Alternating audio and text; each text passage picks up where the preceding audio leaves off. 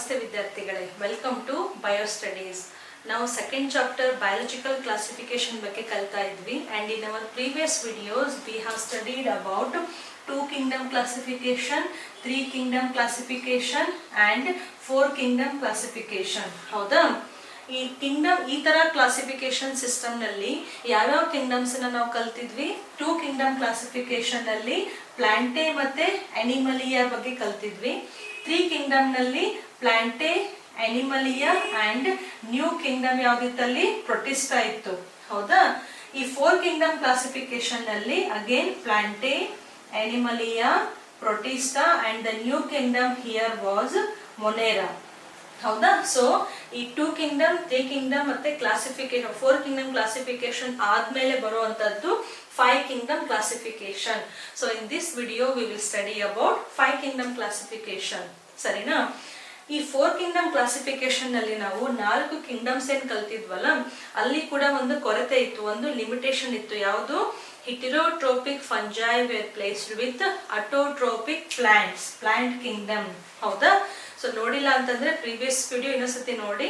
ಆಮೇಲೆ ಇದೇ ಚಾಪ್ಟರ್ ಅದು second video which is very very important.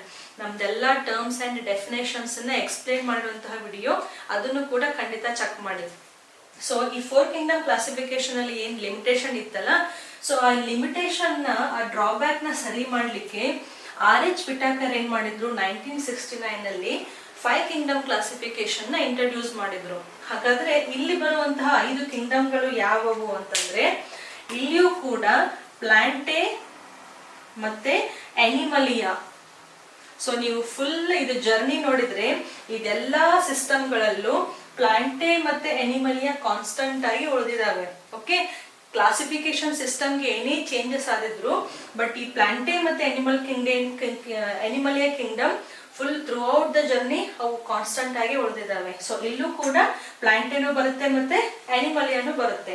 ಅದಾದ್ಮೇಲೆ ಪ್ರೊಟಿಸ್ಟಾ, ದೆನ್ ಮೊನೇರಾ. ಸೊ ಇದು 4 ಕಿಂಗ್ಡಮ್ಸ್ ನಾವು 4 kingdom ನಲ್ಲಿ ಕಲ್ತಿದ್ದೀವಿ. So the 5th kingdom introduced by RH Whittaker ಯಾವುದು? Kingdom fungi, also called as kingdom Mycota. So these are the 5 kingdoms proposed by RH Whittaker. ಯಾವ್ಯಾವು? Plantae, Animalia, Protista, Monera and fungi. ಸರಿನಾ? ಹಾಗಾದ್ರೆ ಇಲ್ಲಿ ಬರುವಂತಹ ಜೀವಿಗಳು ಯಾವ್ಯಾವು? ಪ್ಲಾಂಟೇನಲ್ಲಿ ಅಫ್ಕೋರ್ಸ್ ಎಲ್ಲಾ ಪ್ಲಾಂಟ್ಸ್ ನ ಗ್ರೂಪ್ ಮಾಡಿದ್ರು, ಇಲ್ಲಿ ಎಲ್ಲಾ ಅನಿಮಲ್ಸ್ ನ ಗ್ರೂಪ್ ಮಾಡಿದ್ರು. ಹೌದಾ? ನೆಕ್ಸ್ಟ್ ಪ್ರೊಟಿಸ್ಟಾದಲ್ಲಿ ಏನ್ ಮಾಡಿದ್ರು? The protozoans. ಪ್ರೋಟೋಜೋವನ್ಸ್ ಯಾವ್ಯಾವು? ಎಕ್ಸಾಂಪಲ್ ಅಮೀಬಾ ಅಥವಾ ಪ್ಯಾರಾಮೀಷಿಯಂ ಆಗ್ಬಹುದು. ಸೊ ಇಲ್ಲಿ ಪ್ರೋಟೋಜೋವಾ ಬಂತು. ಮೊನೇರಾದಲ್ಲಿ ನಮ್ಗೆ ಗೊತ್ತಿರೋ ಪ್ರಕಾರ, ಮೊನೇರಾ ಅಂತಂದ್ರೆ this is the kingdom for prokaryotic organisms like bacteria. ಇನ್ನೊಂದು ಯಾವ್ದಿತ್ತು? Blue green algae, cyanobacteria. ಕಳೆದ ವಿಡಿಯೋದಲ್ಲಿ ಸ್ಟಡಿ ಮಾಡಿದ್ವಿ. ಈ ಹೊಸದಾಗಿರುವಂತಹ ಏನ್ ಕಿಂಗ್ಡಮ್ ಇದೆಯಲ್ಲ, ಅಲ್ಲಿ ಏನ್ ಮಾಡಿದ್ರು ಅಂತಂದ್ರೆ all the heterotrophic fungi were separated from plant kingdom and they are kept under a separate kingdom called as fungi. So ಇಲ್ಲಿ ಜೀವಿ ಹೆಸರು fungi, ಆ kingdom ಹೆಸರು fungi. Okay, so these are the 5 kingdoms introduced by RH Whittaker. But ಇಲ್ಲಿ ನಾವು ನೋಡಿದ್ರೆ ಒಂದು ಜೀವಿ ಉಳಿತು. ಯಾವುದು? ಆಲ್ಗೆನ ಇಲ್ಲೆಲ್ಲೂ ಹಾಕಿಲ್ಲ ನಾವಿನ್ನು. ಸೊ RH ವಿಟಾಕರ್ ಏನ್ ಮಾಡಿದ್ರು ಅಂತಂದ್ರೆ ಈ ಆಲ್ಗೆನ ಪ್ರೊಟಿಸ್ಟಾದಲ್ಲೂ ಹಾಕಿದ್ರು ಮತ್ತೆ ಪ್ಲಾಂಟೇದಲ್ಲೂ ಹಾಕಿದ್ರು. ಬಟ್ ಡಿಫ್ರೆನ್ಸ್ ಏನಂದ್ರೆ ಇಲ್ಲಿ ಏಕಕೋಶೀಯ ಆಲ್ಗೆಯನ್ನ, ಯೂನಿಸೆಲ್ಯುಲರ್ ಆಲ್ಗೆಯನ್ನ ಪ್ರೊಟಿಸ್ಟಾದಲ್ಲಿ ಹಾಕಿ ಮಲ್ಟಿಸೆಲ್ಯುಲರ್ ಆಲ್ಗೆಯನ್ನ ಪ್ಲಾಂಟೇದಲ್ಲಿ ಹಾಕಿದ್ರು. Okay, so this is the classification system given by RH Whittaker and this we call it as 5 kingdom classification. ಈ 5 kingdom ಕ್ಲಾಸಿಫಿಕೇಶನ್ ಮಾಡಬೇಕಾದ್ರೆ RH ವಿಟಾಕರ್ ಕೆಲವೊಂದು ಗುಣಲಕ್ಷಣಗಳ ಮೇಲೆ ಈ ಸಿಸ್ಟಮ್ ನ ಮಾಡಿದ್ದು. ಸೊ ಹಾಗಾದ್ರೆ ಅವನ್ನೆಲ್ಲ ಕ್ಯಾರೆಕ್ಟರ್ಸ್ ಅನ್ನ ಸ್ಟಡಿ ಮಾಡಿ ಈ 5 ಕಿಂಗ್ಡಮ್ಗಳ ಮಧ್ಯೆ ಇರುವಂತಹ ಗುಣಲಕ್ಷಣಗಳನ್ನ ಅಥವಾ ಡಿಫರೆನ್ಸ್ ಗಳನ್ನ ಸ್ಟಡಿ ಮಾಡೋಣ. ಸರಿನಾ? So will take these comparison between these 5 kingdoms now. So ಇಲ್ಲಿ ನಾನು 5 kingdoms ಬರೆದಿದ್ದೀನಿ, ಮತ್ತೆ all these are the characters. So ಈ ಗುಣಲಕ್ಷಣಗಳ ಮೇಲೆ RH ವಿಟಾಕರ್ 5 kingdoms ಅನ್ನ ಕ್ಲಾಸಿಫೈ ಮಾಡಿದ್ರು. ಸೊ ಹಾಗಾದ್ರೆ ಇದೆಲ್ಲ ಕ್ಯಾರೆಕ್ಟರ್ಸ್ ಹೆಂಗೆ ಈ 5 ಕಿಂಗ್ಡಮ್ಗಳಲ್ಲಿ ಡಿಫ್ರೆನ್ಸ್ ಆಗುತ್ತೆ ಅಂತ ನೋಡೋಣ. ದ ಫಸ್ಟ್ ಕ್ಯಾರೆಕ್ಟರ್ ಯಾವುದು? Cell type. So cell type ತಗೊಂಡ್ರೆ ನಮಗೆ ಗೊತ್ತಿರೋ ಪ್ರಕಾರ ಎರಡು ತರ ಸೆಲ್ ಇರುತ್ತೆ, ಒಂದು ಪ್ರೋಕ್ಯಾರಿಯೋಟಿಕ್ ಮತ್ತೆ ಒಂದು ಯೂಕ್ಯಾರಿಯೋಟಿಕ್, ಹೌದಾ? ಸೊ ಈ ಮೊನೆರಾ, ಪ್ರೊಟಿಸ್ಟಾ, ಫಂಜೈ, ಪ್ಲಾಂಟೆ ಮತ್ತೆ ಅನಿಮಲಿಯಾದಲ್ಲಿ ಸೆಲ್ ಟೈಪ್ ಹೇಗಿರುತ್ತೆ? ಮೊನೆರಾ ಅಂತಂದ್ರೆ ಯಾವುದು? ಬ್ಯಾಕ್ಟೀರಿಯಾಸ್, ಹೌದಾ? ಸೊ ಬ್ಯಾಕ್ಟೀರಿಯಾದಲ್ಲಿ ಯಾವ ತರ ಸೆಲ್ ಇರುತ್ತೆ? Bacteria are having prokaryotic cell. Okay. How about protista, fungi, plantae and animalia? All these are having eukaryotic cell. So third video of this chapter very important. ನೋಡಿಲ್ಲ ಅಂತಂದ್ರೆ ಇನ್ನೊಂದ್ಸತಿ ನೋಡಿ, ಇದೆಲ್ಲ ವರ್ಡ್ಸ್ ಮೀನಿಂಗ್ ಆ ವಿಡಿಯೋದಲ್ಲಿ ಮಾಡಲಾಗಿದೆ. ಓಕೆ. ಸೊ ಸೆಲ್ ಟೈಪ್ ಅಲ್ಲಿ ಮೊನೆರನ್ಸ್ ಒಳಗಡೆ ಪ್ರೊಕ್ಯಾರಿಯೋಟ್, ಮಿಕ್ಕಿದೆಲ್ಲದರಲ್ಲೂ ಯೂಕ್ಯಾರಿಯೋಟ್. ಎಕ್ಸಾಮ್ ಕೂಡ ಈ ಚಾರ್ಟ್ ತುಂಬಾ ಇಂಪಾರ್ಟೆಂಟ್. ಓಕೆ. ಸೆಕೆಂಡ್ ಯಾವುದು? Nuclear membrane. ಸೊ ಈ nuclear membrane character it is related to cell type. ಯಾಕೆ? ಈ ಪ್ರೊಕ್ಯಾರಿಯೋಟಿಕ್ ಸೆಲ್ ಇತ್ತು ಅಂತಂದ್ರೆ ಅಲ್ಲಿ ಆಬ್ವಿಯಸ್ಲಿ ನ್ಯೂಕ್ಲಿಯರ್ ಮೆಂಬ್ರೇನ್ ಅಬ್ಸೆಂಟ್ ಇರುತ್ತೆ, ಹೌದಾ? ಯಾಕಂದ್ರೆ ಜೆನೆಟಿಕ್ ಮಟೀರಿಯಲ್ ಪರ್ಫೆಕ್ಟ್ ಆಗಿ ಒಂದು ನ್ಯೂಕ್ಲಿಯರ್ ಪೊರೆ ಅಂತ ಇರದೆ ಅದು ಸೈಟೋಪ್ಲಾಸಮ್ ನಲ್ಲಿ, ಕೋಶರಸದಲ್ಲಿ ಅದು ಯಾವತ್ತು ಫ್ಲೋಟ್ ಆಗ್ತಾ ಇರುತ್ತೆ. ಸೊ ನ್ಯೂಕ್ಲಿಯರ್ ಮೆಂಬ್ರೇನ್ ಯಾವತ್ತು ಇಲ್ಲಿ ಅಬ್ಸೆಂಟ್. ಯಾಕೆ ಅಬ್ಸೆಂಟ್ ಅಂದ್ರೆ because it is a prokaryotic organism. But ಮಿಕ್ಕಿದ 4 ಯೂಕ್ಯಾರಿಯೋಟಿಕ್ ಆರ್ಗ್ಯಾನಿಸಮ್ ಇರೋದ್ರಿಂದ ನ್ಯೂಕ್ಲಿಯರ್ ಮೆಂಬ್ರೇನ್ ಈ 4 ಕಿಂಗ್ಡಮ್ ನಲ್ಲೂ ಪ್ರೆಸೆಂಟ್ ಇರುತ್ತೆ. ಸೊ ಜೆನೆಟಿಕ್ ಮಟೀರಿಯಲ್ ಪರ್ಫೆಕ್ಟ್ ಆಗಿ ನ್ಯೂಕ್ಲಿಯಸ್ ಒಳಗಡೆನೆ ಇರೋದನ್ನ ನಾವಿಲ್ಲಿ ನ್ಯೂಕ್ಲಿಯರ್ ಮೆಂಬ್ರೇನ್ ಅಂತ ಕನ್ಸಿಡರ್ ಮಾಡಿದ್ದೀವಿ, ಸರಿನಾ?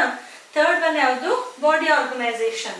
ಸೊ ನೀವು ಬಾಡಿ ಆರ್ಗನೈಸೇಷನ್ ತಗೊಂಡ್ರೆ ಎಲ್ಲಾ ಬ್ಯಾಕ್ಟೀರಿಯಾ ಯಾವತ್ತು ಏಕಕೋಶೀಯ ಜೀವಿಗಳು, ಹೌದಾ? So this is called as cellular organization. So the body is made up of only a single cell. We call it as cellular level of organization. ಪ್ರೊಟಿಸ್ಟಾದಲ್ಲಿ ಯಾವ್ಯಾವ ಬಂದಿತ್ತು? ಪ್ರೊಟಿಸ್ಟಾದಲ್ಲಿ ಯೂನಿಸೆಲ್ಯುಲರ್ ಆಲ್ಗೆ ಮತ್ತೆ ಪ್ರೋಟೋಜೋವನ್. So ಅವು ಕೂಡ ಏನು? ಯೂನಿಸೆಲ್ಯುಲರ್ ಅಂದ್ರೆ ಏಕಕೋಶೀಯ. So this is also cellular level of body organisation. But ನೀವು fungi ಬಂದ್ರಿ ಅಂತಂದ್ರೆ fungi it is a multicellular, but ಆ ಸೆಲ್ಸ್ ಜಾಯಿನ್ ಆಗಿ ಇಲ್ಲಿ ಲೂಸ್ ಟಿಶ್ಯೂನ ಫಾರ್ಮ್ ಮಾಡ್ತವೆ. ಓಕೆ. ಸೊ ನಾವು ಅಂಗಾಂಶದಿಂದ ಅಂಗ ಅಂತ ಹೇಳ್ತೀವಲ್ಲ, ಸೊ ಇಲ್ಲಿ ಫಂಜೈನಲ್ಲಿ ಸೆಲ್ಸ್ಗಳು ಒಂದಕ್ಕೊಂದು ಕೂಡಿಕೊಂಡು ಒಂದು ಟಿಶ್ಯೂನ ಫಾರ್ಮ್ ಮಾಡ್ತವೆ. ಲೂಸ್ ಟಿಶ್ಯೂ ಅಂತ ಇಲ್ಲಿ ರೆಫರ್ ಮಾಡ್ತೀವಿ, ರೈಟ್? ನೆಕ್ಸ್ಟ್ ಯಾವುದು? ಪ್ಲಾಂಟೆ. ಈ ಪ್ಲಾಂಟೆ ಮತ್ತೆ ಅನಿಮಲಿಯಾ ಏನು? ಇವೆಲ್ಲ ಬಹುಕೋಶೀಯ ಜೀವಿಗಳು, ಹೌದಾ?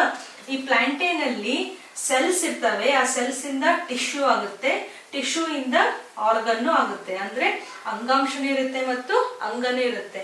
How about the animal? Human being, tissue is also present, then organ, okay, and organ system. So ಅಂಗಾಂಶ, ಅಂಗ ಮತ್ತು ಅಂಗ ವ್ಯವಸ್ಥೆ. So Animalia kingdom exhibit tissue level, organ level and organ system level of organisation, right? Next one is cell wall. Cell wall ಅಂತಂದ್ರೆ ಈ ಕೋಶ ಪೊರೆ ಇರುತ್ತಲ್ಲ, ಅದ್ರ ಹೊರಗಡೆ ಇರುವಂತಹ ಎಕ್ಸ್ಟ್ರಾ ಲೇಯರ್ ಯಾವುದು? Cell wall. ನೀವು ಮೊನೆರನ್ಸ್ ತಗೊಂಡ್ರಿ ಅಂತಂದ್ರೆ cell wall is present, but it is not made up of cellulose. Okay, it is called as non-cellulosic. So ನಿಮ್ಮ ಟೆಕ್ಸ್ಟ್ ಬುಕ್ ಅಲ್ಲೂ ಸೇಮ್ ವರ್ಡ್ ಯೂಸ್ ಮಾಡಿದ್ದಾರೆ. ಯೂಶುವಲಿ ಸೆಲ್ ವಾಲ್ ಅಂದ್ರೆ ನಾವು cellulose ಇರುತ್ತೆ ಅಂತ ಅನ್ಕೋತೀವಿ, but in case of monerans cell wall is not made up of cellulose. But cellulose ಬದಲಿ ಇಲ್ಲಿ ಬೇರೆ ಕೆಮಿಕಲ್ ಇರುತ್ತೆ, ಅದನ್ನ ನಾವು polysaccharide, okay, plus amino acid ಅಂತ ಕರೀತಾರೆ. Okay. So in case of Monera cell wall is not made up of cellulose, instead it is made up of a polysaccharide plus amino acid. ಗೊತ್ತಾಗ್ತಿದೆಯಾ? Next ಯಾವುದು? Kingdom Protista.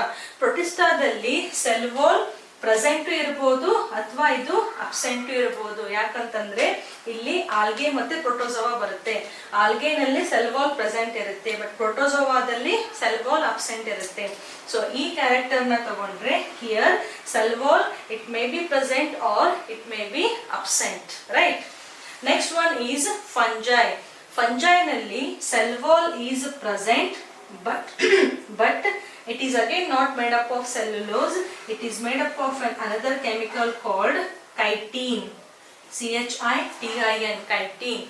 So in case of fungi, the cell wall is made up of chitin, right? How about in case of plantae? The cell wall is present and it is made up of cellulose.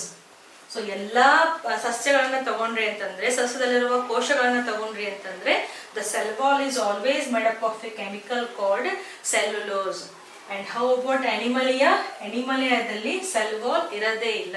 So ಕೋಶ ಪೊರೆ ಒಂದೇ ಇರುತ್ತೆ, ಅದ್ರ ಹೊರಗಡೆ cell wall ಇರೋದಿಲ್ಲ. Okay, so ಇದು fourth character. Last one ಯಾವುದು? Nutrition. So ನಿಮಗೆ ಈ ಪಾಯಿಂಟ್ ಅರ್ಥ ಆಗ್ಬೇಕು ಅಂದ್ರೆ ನೀವು ಇದೇ ಲೆಸನ್ ಥರ್ಡ್ ವಿಡಿಯೋ ನೋಡ್ಲೇಬೇಕು, ಯಾಕಂದ್ರೆ ಅದೆಲ್ಲ ವರ್ಡ್ಸ್ ಎಕ್ಸ್ಪ್ಲೇಷನ್ ಆ ವಿಡಿಯೋದಲ್ಲಿ ಒಂದೇ ಕಡೆ ಮಾಡಿದೀವಿ. ಸೊ ನೀವು ನ್ಯೂಟ್ರಿಷನ್ ತಗೊಂಡ್ರೆ ಮೊನೆರನ್ಸ್ ಅಂದ್ರೆ ಬ್ಯಾಕ್ಟೀರಿಯಾ, ಅಟೋಟ್ರೋಪ್ಸು ಹೌದು, ಬೇರೆ ಕಲರ್ ಇಂದ ಬರೋಣ ಅಂದ್ರೆ ಗೊತ್ತಾಗುತ್ತೆ. ಸೊ ನ್ಯೂಟ್ರಿಷನ್ ತಗೊಂಡ್ರೆ ಇದು ಅಟೋಟ್ರೋಪು ಹೌದು ಮತ್ತೆ ಹಿಟೆರೋಟ್ರೋಪ್ಸು ಹೌದು. ಓಕೆ, ಅಟೋಟ್ರಾಪ್ಸ್ ಅಲ್ಲಿ ಇದು ಫೋಟೋಸಿಂಥೆಟಿಕ್ ಆಗ್ಬಹುದು ಅಥವಾ ಕೀಮೋಸಿಂಥೆಟಿಕ್ ಆಗ್ಬಹುದು. ಅದೇ ತರ ನೀವು ಹಿಟ್ರೋಟ್ರಾಪ್ಸ್ ತಗೊಂಡ್ರಿ ಅಂದ್ರೆ ಅದು ಸ್ಯಾಪ್ರೋಫೈಟಿಕ್ ಆಗ್ಬಹುದು ಮತ್ತೆ ಪ್ಯಾರಾಸೈಟಿಕ್ ಆಗ್ಬಹುದು. ಸೊ ಇದೆಲ್ಲ ವರ್ಡ್ಸ್ ಎಕ್ಸ್ಪ್ಲೇಷನ್ ಥರ್ಡ್ ವಿಡಿಯೋದಲ್ಲಿ ಇದೆ. ಸೊ ನ್ಯೂಟ್ರಿಷನ್ ತಗೊಂಡ್ರೆ ಮೊನೆರಾದಲ್ಲಿ both autotrophs and heterotrophs. And even in case of protista, autotrophs and heterotrophs. ಯಾಕೆ autotroph ಇಲ್ಲಿ? Because algae we have kept under protista. algae ಅಂತಂದ್ರೆ ಅಲ್ಲಿ photosynthesis ಆಗುತ್ತೆ. Okay, so autotrophs and heterotrophs. How about fungi? Fungi ನಲ್ಲಿ ಯಾವತ್ತು only heterotrophic mode of nutrition, ಅದರಲ್ಲೂ especially saprophytic and parasitic mode of nutrition in case of fungi. Okay, ಪ್ಲಾಂಟೇದಲ್ಲಿ ಹೆಂಗೆ? Plants ಏನು nutrition? ಅವು ತಮ್ಮ ಆಹಾರವನ್ನ ತಾವೇ ಉತ್ಪತ್ತಿ ಮಾಡ್ಕೋತವೆ, ಅಂದ್ರೆ ಆಲ್ ದೀಸ್ ಆರ್ ಆಟೋಟ್ರೋಪ್ಸ್. ಅದರಲ್ಲಿ ಯಾವುದು? Photo autotrophs. So please third part ಈ ಚಾಪ್ಟರ್ದು ಥರ್ಡ್ ವಿಡಿಯೋ ಖಂಡಿತ ನೋಡಿ. ಇದೆಲ್ಲ ವರ್ಡ್ಸ್ ನಿಮಗೆ ಕರೆಕ್ಟ್ ಆಗಿ ಎಕ್ಸ್ಪ್ಲೇಷನ್ ಸಿಗುತ್ತೆ. And this chart is very very important even for exam. So plants are autotrophs or they are photo autotrophs. How about animalia? Animals are always heterotrophs, ಹೌದಾ? And especially they are holozoic. Remember holozoic? So we have herbivores, carnivores and omnivores. Okay, so this is the last point with respect to nutrition, right? So please go through this chart once again, and description box ನಲ್ಲಿ hand return notes ಇದೆ, ಅದನ್ನು refer ಮಾಡಿ.